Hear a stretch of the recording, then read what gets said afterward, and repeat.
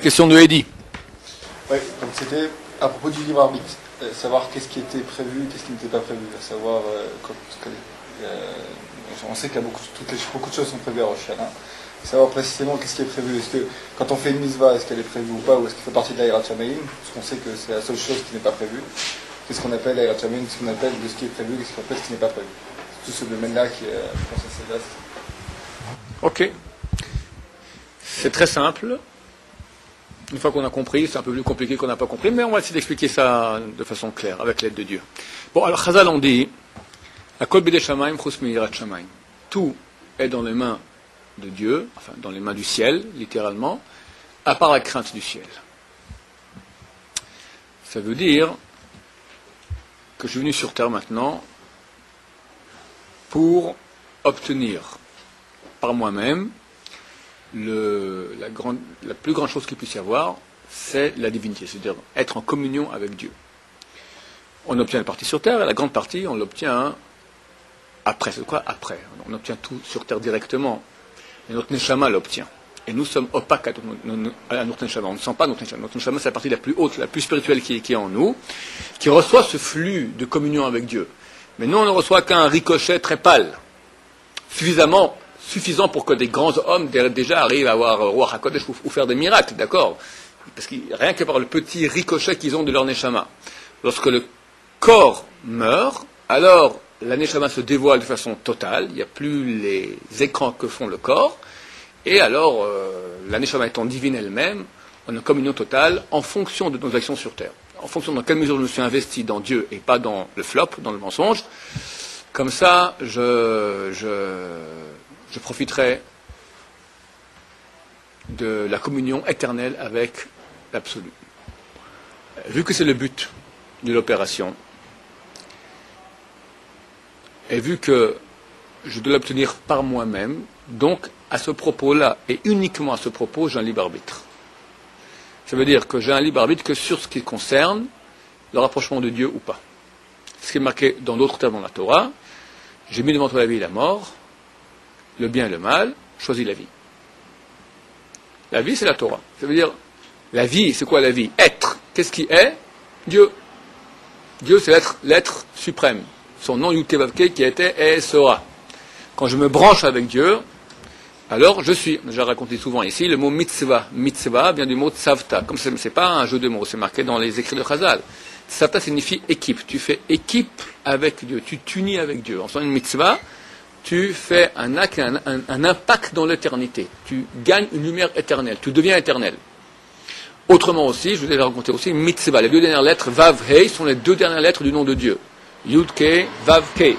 Vav et puis Hei sont les deux dernières lettres du nom de Dieu, du mot mitzvah. Les deux premières lettres, même tzaddik, sont les deux premières lettres du nom de Dieu, Yud et puis Hei, en Atbash. Atbash, c'est une méthode de lecture de la Torah, mais qui se lit en verlan. D'accord? Le Aleph correspond au Taf, le Bet correspond au Shin, c'est une façon kabbalistique, voilà, les Français n'ont rien inventé avec le verlan, c'est un truc qui est marqué chez nous, c'est marqué littéralement dans Traité Shabbat, page 104. Là-bas, il y a différentes façons de lire la Torah. Il y a encore d'autres sortes d'alphabets, parce que la Torah, il y a plusieurs lectures de la Torah. Le Ramban dit que si on avait reçu la Torah dans le vrai ordre, chacun de nous serait capable de ressusciter des morts. Il y a un certain ordre, il y a d'autres ordres. On parle maintenant de la divinité. La Torah, c'est l'expression de la pensée divine. C'est une chose qui est incommensurable, inimaginable. Mais on a reçu en filigrane, humain, matériel. Mais on peut monter plus haut. Le mot mitzvah, donc il est en fait, pourquoi les deux premières lettres sont en atbash? Parce que ça montre qu'il est plus haut, plus caché, d'accord? Quand on parle de divinité, Yud Kei, ce sont les lettres hautes du nom de Dieu, ça correspond à la hauteur. Vav Kei, c'est ce qui descend dans ce monde-ci. Donc le mot mitzvah, c'est Yud Kei Vav Kei. Quand tu fais une mitzvah, tu fais une réalité d'être suprême d'Hachem dans le monde. Voici un peu de Dieu, un peu de Dieu, un peu de Dieu, d'accord? Et tu as à côté le flop, le rien du tout. Donc moi je ne suis pas venu maintenant dans ce monde pour investir dans ce qui n'est pas. Parce que quand tu investis dans ce qui n'est pas, tu n'es pas, c'est la mort. Alors tu kiffes beaucoup, une seconde. Et après tu as soif, tu veux rekiffer. Alors tu sors ta langue comme ça et hop, tu recherches où tu peux encore avoir un kiff et encore un kiff. Et comme ça tu cherches à lécher, à l'échouiller des kiffs toute ta vie. Et à la fin tu meurs assoiffé, mort sans rien. Rien, t'as rien fait. Pourquoi Dieu fait ça? Parce qu'il veut que par nous-mêmes. Si c'était trop clair la vérité, tu n'as rien fait. Donc il faut qu'il y ait libre arbitre. Maintenant, avant de venir sur Terre, chaque personne va décider quel parcours elle veut. En fonction de quoi? En fonction de qui elle est. Quand on dit qu'elle décide, c'est pas tout à fait précis parce que, en fonction de ce qu'elle décidera. Et donc il n'y a pas tellement de marge de choix. Mais c'est ce qu'elle est. Elle accepte. Dieu lui propose, elle accepte. Pourquoi? Parce qu'elle voit que le mieux pour elle, c'est ce parcours-là. Alors, en fonction de quoi? Tu as des âmes différentes. Ça, c'est une donnée. Tu as ce qu'on appelle des grandes âmes, des petites âmes, des moyennes âmes, toutes sortes. Masculines, féminines. On dit que toutes les âmes sont en fait sortent du corps du premier homme. Donc il y a une sorte de corps spirituel. Le premier homme était que de lumière, avant le péché originel. Et chacun de nous avons notre racine d'âme dans une partie du premier homme. Un c'est dans l'oreille, l'autre c'est dans l'épaule, l'autre c'est dans le genou. D'accord, chacun d'où il vient. Et tu as des parties extérieures, intérieures, tu as différentes parties. Et tu as ce qu'on appelle des grandes âmes et des petites âmes. Grandes âmes, c'est un grand potentiel. C'est-à-dire que lui, il a une capacité de réaliser de la divinité très, très forte. Une petite âme, beaucoup moins. Maintenant, vous me direz, alors mieux vaut être une grande âme? Non, pas forcément. Parce qu'une grande âme, elle aura des épreuves beaucoup plus dures. Vu qu'elle a un grand potentiel, c'est un géant, d'accord? Maintenant, pour qu'elle ait un libre arbitre, il faut qu'on lui donne un géant de mal aussi. Donc quand elle va naître, elle aura des pulsions négatives beaucoup plus fortes que quelqu'un qui a une petite âme, ou plus fine. En tout cas, s'il réussit, il pourra faire beaucoup plus qu'une petite âme, beaucoup plus dans le monde. Par rapport à lui-même, il se peut qu'il sera jugé de façon beaucoup plus grave. Toi, ayant une grande âme, tu avais un potentiel énorme, pourquoi tu as fait si peu? C'est l'histoire du boxeur. Je vais raconter. Une fois, il y a un boxeur en Amérique. Et ça arrive dans la meilleure famille, d'accord? Boxeur, juif. Il y avait un fils du boxeur, qui a fait tchouva. Et son père était non religieux, dans la boxe évidemment. Et il rentrait une fois par mois à la maison. Et il avait avec lui une Gemara de la Yeshiva. Et l'après-midi, il se mettait comme ça, prenait la Gemara, il commençait des heures.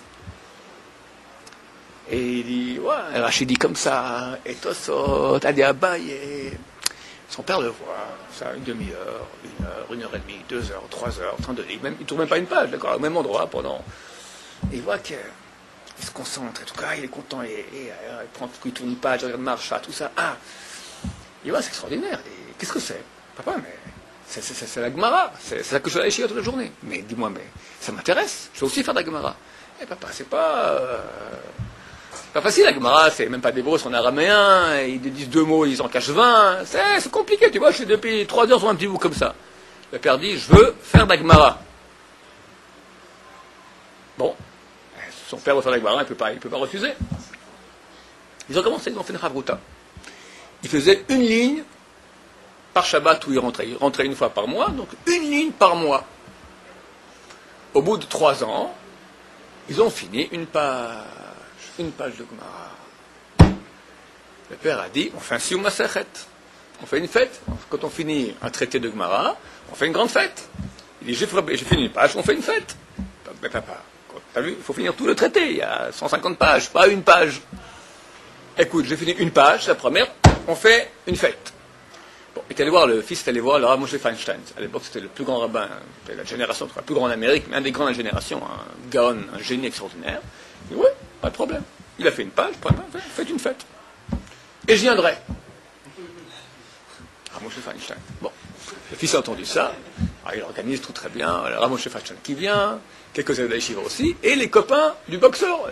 Tous les boxeurs qui viennent, poids lourd, poids plume. Écoutez, c'est une Masechet. Bon, ils font sur Masechet, la Moshe Feinstein qui parle aussi un peu, ok. Le lendemain matin, Lo Alechem, Dieu nous en préserve, le boxeur est décédé. Il est mort. Le gosse, il court chez Moshe Feinstein, il dit, je comprends pas. Mon père, il a fait un sur Masechet et le lendemain, comme ça, il est mort. Et il dit, oui. Des fois, quelqu'un vient sur Terre pour faire une page de Gemara. Il a fait son tikkun.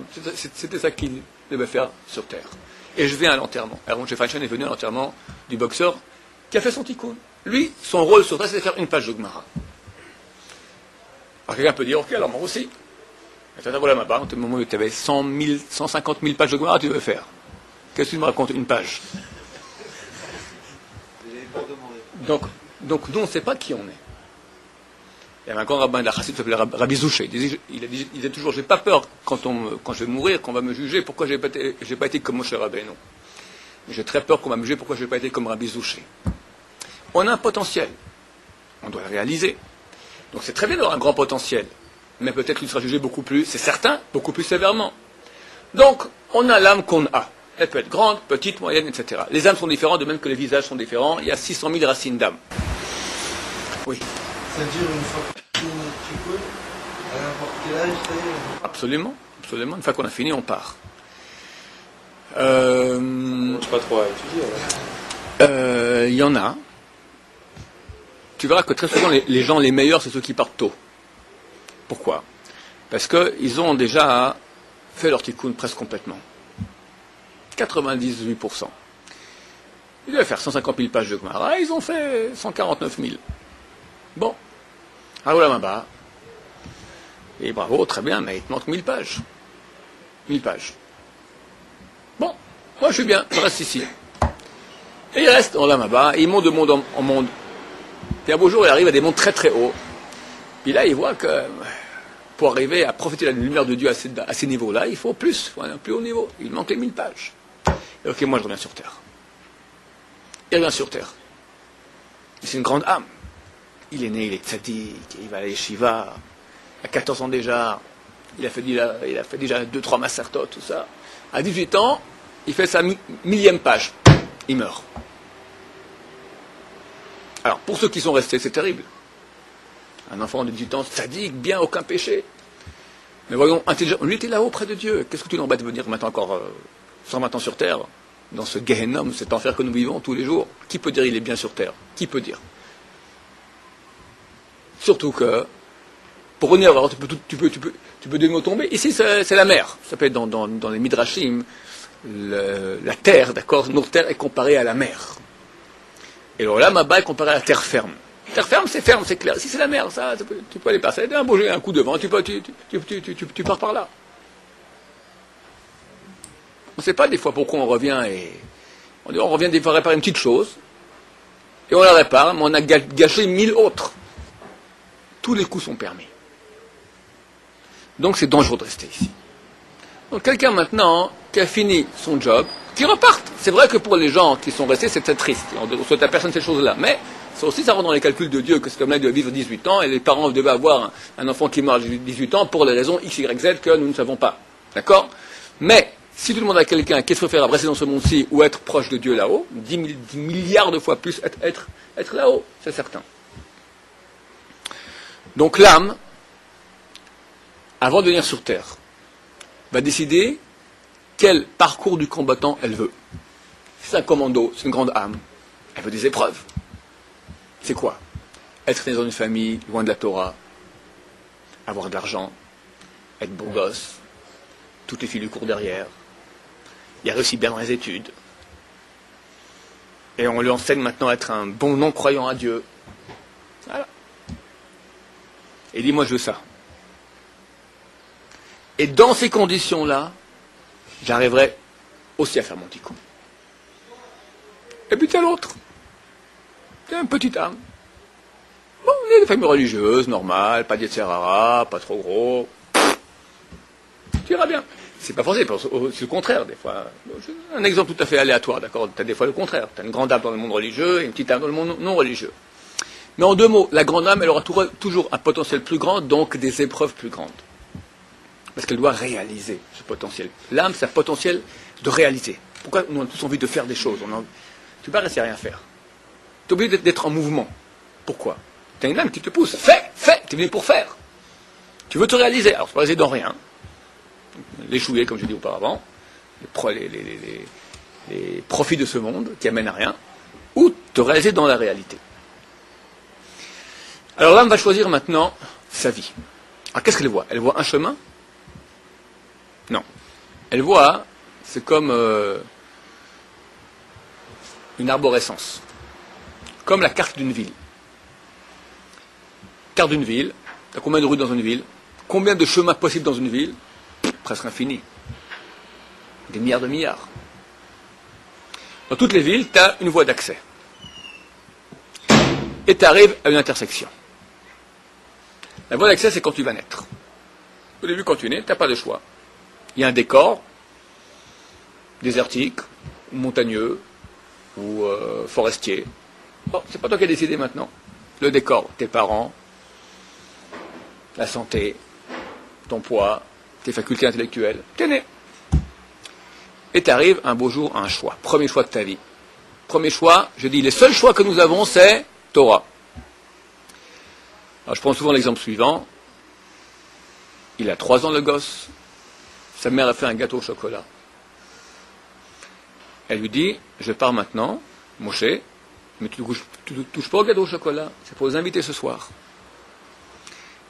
La mère part, et Moshe se retrouve avec le gâteau au chocolat tout seul. C'est une épreuve. C'est une épreuve. Le gâteau lui dit, mange-moi. Son Yetzer Tov, son ange bienfaiteur lui dit, maman a dit non. Choix. C'est pas la Neshama. Quand on dit le Yetzer Tov qui vient, c'est des parties plus hautes qui viennent. Mais il a déjà quelque chose en lui qui lui dit, maman a dit ne pas. Certain. Il choisit. On va dire qu'il choisit le mal. D'accord? Il goûte au gâteau au chocolat. Bon, alors, avant de venir sur Terre, il avait le choix total.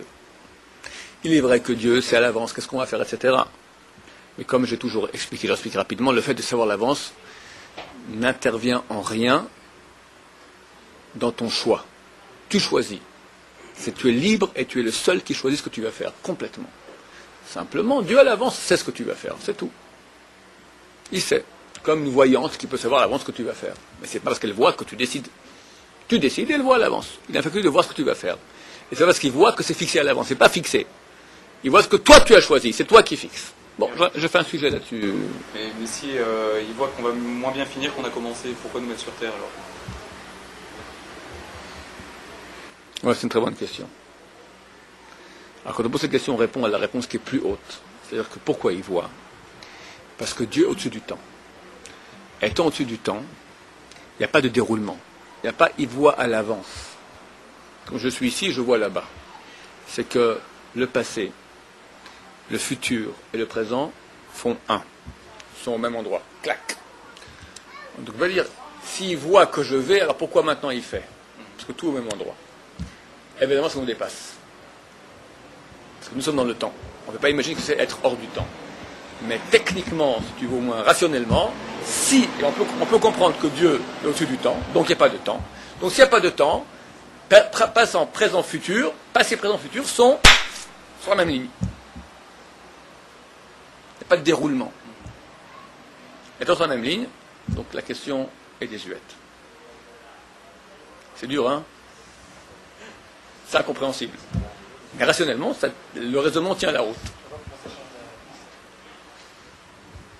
Ben oui, parce que du moment où commence le libre choix, déjà, il y a eu déjà, c'est pas, si Dieu sait pourquoi il me donne libre choix, voyons que, ça c'est déjà, c'est un déroulement dans le temps. Au même moment où on donne libre choix, déjà, il y a eu, il y aura, et c'est décidé, c'est terminé, c'est venu ensemble. Il le sait quoi? Il peut pas dire il le sait. Non, il n'y a pas il va. Il le sait maintenant, c'est dans le passé, ce qui va se passer dans le futur. Il le sait, tu as déjà fait l'acte. Lorsque Dieu crée l'homme, et lorsque Dieu amène Mashiach, c'est le même moment. C'est le même moment, vu qu'il n'y a pas de temps. C'est inimaginable, mais rationnellement, on peut comprendre qu'il n'y a pas de temps, donc tout est simultané. Si tout est simultané, il n'y a plus la question n'existe plus. Donc, notre Moshe a goûté au gâteau au chocolat. Bon, alors, avant de venir sur Terre, il était libre de choisir. Quand il décide là, quand il est au moment du choix, l'intersection, il a choisi il a opté pour cette solution. Ça l'amène dans une certaine rue, qui l'amène à une autre intersection, qu'il n'aurait pas eu s'il avait choisi de ne pas manger le gâteau au chocolat. L'autre intersection, nouveau choix, sa mère rentre. Erreur fatale que fait une mère. Qui a mangé au gâteau au chocolat? C'est un fils unique. D'accord? C'est une question qu'on ne pose pas. Parce que tu le mets devant un choix où tu le tentes à mentir. Il a 3 ans. Il dit, c'est pas moi. Tu as le choix. Dire la vérité, mentir. Hein? Il avait le choix. Il ment. Il était libre, avant de venir sur Terre, de choisir ou comme c'est ou comme ça. C'était pas fixé, c'est lui qui décide. Ça l'engage dans une autre voie, qui amène à une 3e intersection. Bon, alors, sur la voie, il reçoit une taloche. D'accord? Fils unique, ne me raconte pas des histoires. Bon. Maintenant, étant engagé dans cette voie-là, Dieu a prévu que s'il rentrait dans cette voie-là, il aura un moyen de réparer cela. Comment on répare? En nous mettant devant la même épreuve. De nouveau, maman refait un gâteau au chocolat. Et de nouveau, on lui dit, attention, attention, pour recevoir les invités, tu ne touches pas. Donc maman sort. De nouveau, il a le choix. Alors la taloche, d'un côté, bon, c'est un moyen on appelle ça, voilà, répréhensif, mais d'un côté, le goût du gâteau au chocolat, il se souvient, et quand on est rentré dans les Yetzirah, on a déjà oublié une fois le Yetzirah, il te tient déjà un peu. Il a le choix, de nouveau. Et on va dire, de nouveau, il remange le gâteau au chocolat. Mais là, il est prévu le coup. Ma mère va rentrer, elle va dire c'est qui? Je vais dire c'est pas moi, de nouveau taloche. Il court chez le voisin, lui dit viens jouer avec moi au Lego.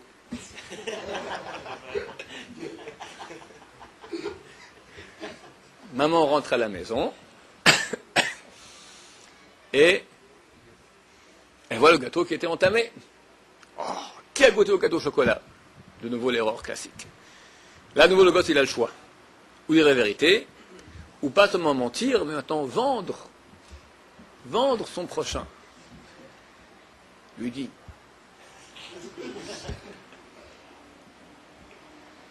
Il y a déjà un vendu. Reçoit une taloche. Pourquoi? Il a plein de chocolat sur les hauts, autour des lèvres. Cela mène à une haute intersection. 3e fois, sa mère fait du gâteau au chocolat. Mange pas. Il remange. Ça mène à une autre, 4e intersection. Qu'est-ce qu'il fait ce coup-là? Il a le choix de dire la vérité, je mange au gâteau au chocolat, ou il va encore mentir, mais mieux. Ce coup-là, il prend le fils du voisin, il se nettoie bien, et met un peu de chocolat autour de la bouche de son voisin. C'est-à-dire qu'il va apprendre à être un excellent menteur. Tu as des gosses, au début ils mentent pas bien, mais leurs parents les enseignent à mieux mentir. Au bout d'un moment, on sait quand. Il y a des fois des parents qui disent oh Rachel, mon fils maintenant il mentait beaucoup, mais il ment plus. C'est-à-dire qu'ils sont arrivés à un stade où il ment tellement mieux, tellement bien, que les parents ne peuvent plus déceler à quel point il ment bien. Très dur. Et par intersection comme ça, il peut arriver à être le chef de la mafia. Ou à être Baba Salé. Tous les choix sont possibles. Tous existent. Maintenant, c'est sa carte à lui. Comme une ville, on va dire Montréal. Mais t'as Katmandou, t'as Paris, t'as Londres, t'as Milan. T'as autant de cartes que d'êtres humains. Chacun a sa propre carte. À la fin de la vie, il aura pris un seul cheminement. Mais des millions de milliards de cheminements étaient possibles. Maintenant, dans ces cheminements, tu as le paysage. Les choix, les intersections sont uniquement domaine Torah, 613 mitzvot. Juste, faux, vrai, vérité, mensonge. Torah, anti-Torah. C'est que ça que tu as comme choix. Akol bidei shamayim, chus mirat shamayim. La seule chose qui dépend de toi, yirat shamayim, la crainte du ciel. La conscience de la vérité, ce qu'on appelle. Alors, je crois que tout dépend du ciel. Le background, le paysage ne dépend pas de toi. Ça, c'est la carte qui a été fixée à l'avance. Elle ne dépend pas de toi. Mais indirectement, tu peux agir sur le background. Ça veut dire, dans une ville, Il y a des zones résidentielles, avec des beaux jardins, des belles villas, peut-être des bidonvilles, tu as des endroits qui sont dangereux, les coupes-gorges. Maintenant, tu ne vas jamais choisir. Moi, je vais maintenant choisir la zone résidentielle. On va dire zone résidentielle, ça c'est un exemple. C'est un exemple. Moi, je veux maintenant de l'argent, je veux la santé, je veux une famille bien. Ou je veux maintenant, je veux être malade, je veux être pauvre, je veux une famille divorcée, éclatée. C'est pas dans tes mains de choisir ça. Qui sera ta femme? Une tzadékette ou une ordure? C'est pas dans tes mains. Elle arrive, elle te fait clac-clac comme ça, tu tombes dans le panneau, voilà. Qui on t'a envoyé? Ça dépend pas de toi. Ça, c'est parti de à Kolbi Deschamps, tout dépend du ciel. Mais ça dépend quand même de toi indirectement. Comment? Parce que quand tu t'es inséré dans les voies qui sont dans les zones résidentielles, quand tu vas dans la voie de Dieu, alors normalement, le décor, il est mieux. Quelqu'un qui est tzaddik, il y a plus de chances qu'il ait une femme tzadékette qu'une ordure. Quelqu'un qui est une ordure, il y a peu de chances qu'il ait une femme tzadékette. Il aura une femme ordure. Alors, on ne peut pas dire qu'il a décidé maintenant quelle femme il aura. Mais indirectement, par ses actes, il a menti, il a volé, il a fait des bêtises, il a arrêté cette femme. Maladie. C'est un tikkun, c'est une réparation des maladies. Quelqu'un qui va droit, il ne doit pas réparer. Quelqu'un qui est parti dans les voies, complètement paumé dans les zones de... Dieu l'aime. Il lui dit, ok, attends, tu peux revenir dans la zone résidentielle, mais ça passe par un souterrain, mon vieux, oh là là, près des égouts. Dans le noir, c'est chaotant, terrible. Souffrance. Ça s'appelle. Il y a des voies de rattrapage dans toutes les intersections, mais des fois c'est très, très, très difficile. Il faut passer par des rivières, qu'est-ce que j'en sais? Donc, ces choses-là dépendent que indirectement de nous. Combien j'aurai d'argent, mes facultés intellectuelles, qui sera mon entourage, mes parents, mes enfants, mes parents, ça ne dépend pas du tout de moi, ça c'est déjà avant de venir sur Terre. Et l'être humain, donc, sait que ses seuls choix sont niveau Torah, mais que ça aura aussi un impact sur le background, sur le paysage. Comment tu vivras, quelle sera ta santé, combien tu auras d'argent à la banque, etc. Prenez un exemple, tout à fait actuel pour vous. Beaucoup de Français aujourd'hui, à votre âge, ont le choix de venir en Israël ou pas. Je ne suis pas prophète, mais ça me semble logique que quelqu'un qui reste en France ou quelqu'un qui monte en Israël, ce n'est pas la même femme qu'il aura. D'abord, il faut que, si c'est la même femme qu'il aura, il faut que Dieu pense à la faire monter elle aussi. Il descend, il faut qu'elle descende. S'il monte, il faut qu'elle monte. Ensuite, ce n'est pas forcément la même spiritualité qu'il y a aussi. Donc, c'est un exemple. Attends, donc, avant de venir sur Terre, quel était ton zivou? Quelle était la femme qui t'est promise? Il n'y en a pas une. Il y en a peut-être 4 ou 5. C'est une ordure, tu auras une ordure. Une tzadékette, une en Israël, une en France, une en Amérique. Tu as plusieurs femmes qui t'attendent possible. En fonction de quoi? Tu peux décider quelle femme tu auras, tu ne décides de rien du tout. On te l'envoie, boum. Mais on te l'envoie en fonction de la voie que tu as empruntée. La voie que tu as empruntée se décide en fonction de quoi? En fonction de comment tu pries, comment tu lis la Torah, comment tu fais les mitzvot. Ça c'est ton levier d'action. Ton volant, c'est uniquement mitzvot. Chus mirat shamaim, ça c'est pas fixé par Dieu, c'est fixé par moi.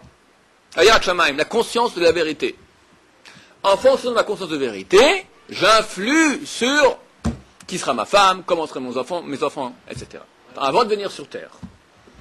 La Neshama voit tout à l'avance.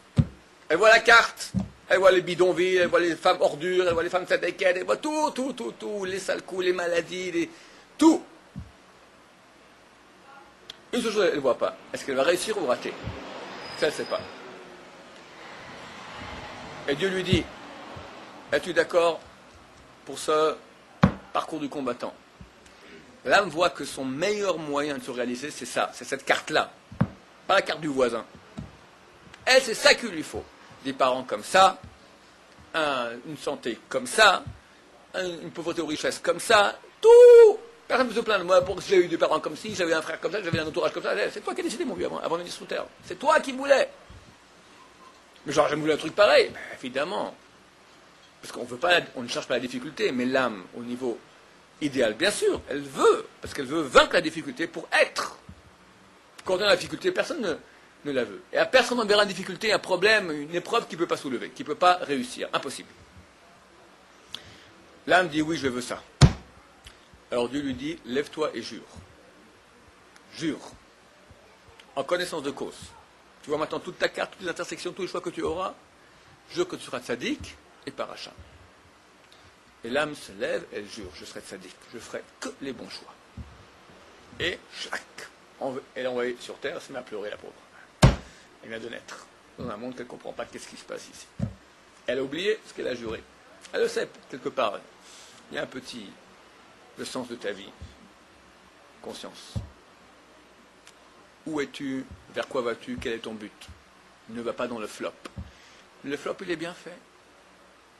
Il y a des pubs extraordinaires, attirants. Vas-y, viens. Tu vas sentir que tu vas vivre. Qu'est-ce qui vend le mensonge? La mort. Ne vend pas des têtes de mort avec deux petits os, c'est pas très commercial. Viens t'éclater de vie, d'intensité. Tu vas kiffer. C'est vrai, tu kiffes. Une seconde. Et après, c'est amer pour toute la vie. Souvent. Donc l'âme décide. Voilà dans quelle mesure on a libre arbitre. Ça te répond à des questions encore là-dessus? Qu'est-ce qui se passe maintenant? Quelqu'un n'a pas fini son job, ce qui est le cas de nous tous. Eh bien, il est recalé. C'est-à-dire que la partie qui est faite, on va dire, il fait 80% de son job, ce 80%, il est réalisé, terminé, lui appartient. Une partie de son potentiel qui n'est pas réalisée, une partie de son âme, revient dans un autre corps pour revivre ces mêmes choix, les mêmes intersections. La même bonne femme. Il a rencontré il y a un siècle au Maroc. Il s'appelait Prosper. Elle s'appelait Fatima. Il était juif, elle était musulmane. Fatima était sympa. Elle était jolie. Elle fait comme ça avec ses cheveux noirs.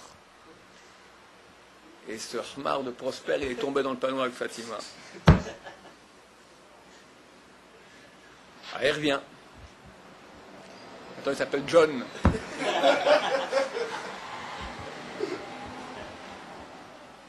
Et un jour, il va visiter la Norvège. Et il voit Fatima déguisée en Ingrid. Blonde aux yeux bleus. Et le même courant qui passe. Crétin, t'es revenu sur Terre rien que pour ça. Et des fois, on revient 30 fois sur Terre avec la même bonne femme. Mais il retombe dans le panneau. Bien sûr.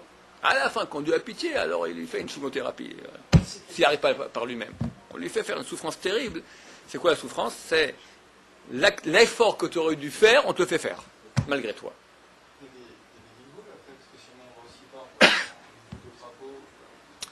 Il y a de l'incarnation dans beaucoup de choses. Guénam, c'est le billet, comme ça. L'enfer, ce qu'on appelle l'enfer, c'est le billet pour le paradis. C'est-à-dire, c'est comme un habit. Un habit qui est taché, tu mets à la lessive. Quelqu'un, il vient après sa mort, l'habit est là, construit, mais il y a une tache.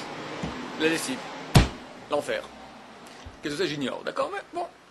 Séance de lavage. Mais des fois, l'habit, il est complètement déchiré. On va pas laver un appareil, on renvoie ça chez le tailleur. Back, home, tu reviens à la maison. Ici, on va l'amaser pour refaire l'habit. Terrible. Terrible. Vous avez déjà expliqué aussi que pour le libre arbitre, il intervient uniquement dans ce qui est choix entre le bien et le mal. Absolument. Si je décide d'acheter telle voiture ou telle voiture, c'est pas moi qui décide ça. S'il y a des effets secondaires dans ce choix au niveau Torah, alors tu as une part de décision là-dedans. Sinon, pourquoi tu choisis? On va dire, tu as une voiture verte, une voiture rouge. Hein, on va dire. Toi, tu choisis la verte. Au niveau, il n'y a aucune incidence, verte ou rouge, au niveau de la Torah. D'accord? Pourquoi tu as choisi verte? Pourquoi? d'avoir raison, tu as en toi, dans ton corps, des pulsions, des choses instinctives, une chose qui est innée dans ton corps, qui ne dépend pas de toi, qui aime le vert. Ou bien, tu as subi beaucoup d'influences, de messages publicitaires, écologiques, et le vert, ça fait la forêt, t'aimes bien. Voilà. Mais ce n'est pas un choix. Choix signifie maintenant, on appelle la neshama, la vérité de Dieu. Et le mensonge qui dit non, laisse tomber. Là, il y a choix. Lorsque, au niveau du corps, tu as deux pulsions, une rouge, une verte, et tu optes pour la verte parce que tu es poussé par ton corps, c'est pas toi, c'est ton corps. Tu n'as aucun choix là-dedans. C'est pas toi qui as décidé quel corps tu aurais. On t'a donné malgré toi. Comme le fait de s'acheter un portable, un téléphone portable, aujourd'hui, c'est quoi alors? C'est un choix ou c'est pas un choix? C'est la mode, comme ça, tout le monde en a, C'est pas un choix. Pourquoi? Parce qu'au niveau du corps, tu as une pulsion qui te dit ne pas se fatiguer. Faire ce qui est pratique. Le corps n'aime pas se fatiguer. Il est bien plus pratique d'avoir un portable, qui est joignable, c'est plus facile, tu as besoin d'aller. Voilà. Donc, de façon naturelle, tu as une pulsion de vouloir avoir un portable. C'est une chose tout à fait naturelle, animale, je dirais même. D'accord? La partie animale de l'homme, c'est humain, on va jamais encore des chiens avec des portables jusqu'à un nouvel ordre, d'accord? Mais c'est partie maintenant de ce qu'on appelle le nefesh, la partie qui est animale de ton corps, qui est très intéressante. Tu peux construire une bombe atomique avec la partie animale, d'accord? Elle n'est pas bête, elle est intelligente, mais il n'y a en aucun cas le mot vérité, sens qui apparaît. Quand tu achètes un portable, tu ne te poses pas des questions de sens. C'est ce qui est pratique. Donc c'est le corps. Quand on parle maintenant de choix, c'est entre le sens de ma vie et les pulsions animales. Oui. Comment on pourrait, puisque l'important finalement c'est de travailler dans les rationnels, quand une âme elle prend conscience, une personne, prend conscience qu'elle veut faire tchouva, qu'elle veut avancer dans la communauté, qu'elle n'a pas assez de base. Dans quel axe il faudrait qu'elle travaille pour trouver ce rationnel, pour le renforcer, pour se rapprocher d'Hachem? L'étude de la Torah.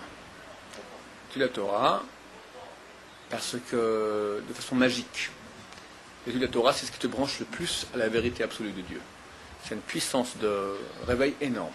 Mais s'il y avait un ordre, dans l'étude de la Torah, parce que la Torah, c'est aussi... Oui. Alors, des urgences. Oui. Alors on dit En Adam Lomed Elam Asheibo Hafez. Quelqu'un n'étudie que ce que son corps lui dit, ce que son corps lui dit. Pourquoi? Parce que d'abord, quelqu'un n'aime pas étudier ce qui ne l'intéresse pas, mais plus profondément, c'est son tikkun. Il y a des grands Rishonim, par exemple. On dit que Rabbi Chaim Vital, un des plus grands kabbalistes de tous les temps, était un guide, c'est une réincarnation du Maggid Mishneh. Maggid Mishneh, c'était un très grand rabbin du Moyen-Âge qui a fait un commentaire sur Maïmonide, un des grands de ce monde. Mais il a parcouru toute la Torah, mais pas la Kabbalah. Il est revenu dans Rabbi Chaim Vital, qui a fait presque la Kabbalah toute sa vie. Donc voilà, il y a des gens que tu vois que des gens sont attirés de façon anormale vers une certaine partie de la Torah. Pourquoi? Parce que c'est ce qui manque. Ça, t'as déjà fait le Gilou passé, maintenant fais ce qui te manque. Maintenant, c'est certain qu'au niveau de quelqu'un qui est débutant, il y a encore certainement, il y a les bases qui sont l'ABC, tout le monde c'est le goulot par lequel tout le monde doit passer. Donc il y a un ABC.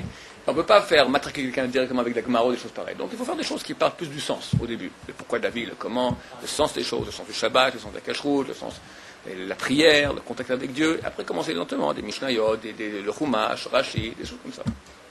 C'est comme un repas. Tu peux pas manger que du pain, ou que de la viande, ou que de la salade. On a plusieurs parties en nous. Nefesh, Ruach, Neshama, Chayechida. Chaque partie correspond à une autre partie de la Torah. Alors une partie qui sera Chumash, une partie qui est Gemara, une partie qui est Ruach, c'est plus la pensée juive, un peu les secrets de la Torah, tout ça. Et on a besoin de se nourrir de tout cela. Mais il est vrai que quelqu'un qui vient de naître, qui n'a pas encore de dents, ne peut pas lui donner manger maintenant un bon steak. Pas donner à quelqu'un qui fait tchouva, maintenant tiens, allez, prends maintenant Baba Metzia, éclate-toi dedans. Ça marche pas. Ça marche pas. Il n'a pas de dents. Il a bouilli. Les belles histoires de tzadikim, la pensée juive, un peu de halakha, il y a le coup de Yosef, qui sont nécessaires. Une fois qu'il grandira, tu donneras.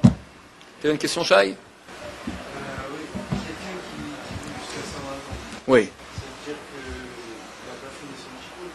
Non, c'est pas forcé. C'est pas forcé. Parce que même des tzadikim, J'étais maintenant au Canada. J'ai vu quelqu'un qui m'a montré un article sur son père, qui est décédé maintenant, qui est mort à l'âge de 126 ans. Et vers l'âge de 118 ans, les dents ont commencé à repousser. Et il priait dans le minyan de Rabbi Yaakov Abu Hatzera, le grand-père de Baba Saleh. D'abord, donc, on peut vivre plus de 120 ans. On ne sait pas quelle est la longueur du tikkun. Maintenant, tu me poses une question au début du cours, donc ça veut dire que quelqu'un maintenant qui a fini son tikkun, il meurt? D'habitude, oui, mais pas toujours. Des fois, quand quelqu'un il a fini son potentiel, alors on lui donne un potentiel supplémentaire. On lui amène appelé Ibur Neshama, on lui donne une âme d'un grand tzaddik qui vient en lui l'aider à faire des mitzvot. Et cette âme du tzaddik profite. Elle veut parvenir en Gilgoul sur terre, et donc elle profite des mitzvot que lui fait, comme si elle les fait, parce qu'elle l'aide à le faire, et elle n'est pas pénalisée des péchés que lui il fait. C'est pour ça que c'est le seul moyen que le monde arrive à un tikkun à beau jour. Parce que s'il n'y a que des Gilgoulim, que des réincarnations, forcément il y a des gens qui vont rater. Alors qu'est-ce que fait Dieu? Il fait le Hibour. Le Hibour, c'est des âmes de tzadikim qui viennent dans l'âme, en vie. On reçoit quand un Hibour de tzadik, le sommeil après la Daf Shabbat. Et si on dort en Chol, elle part. On dort le jour. En jour de Chol, l'âme elle part. L'âme du tzadik elle part. À moins qu'on dort le jour pour suivre la Torah. Mais s'il dort pas pour rien, parce que comme ça, voilà, l'après-midi, voilà, en semaine, l'âme du tzaddik elle part. C'est pas conseillé la sieste alors. C'est conseillé si c'est pour suivre la Torah. Sinon c'est déconseillé. Baruch Adonai, l'Oman Ba'amen.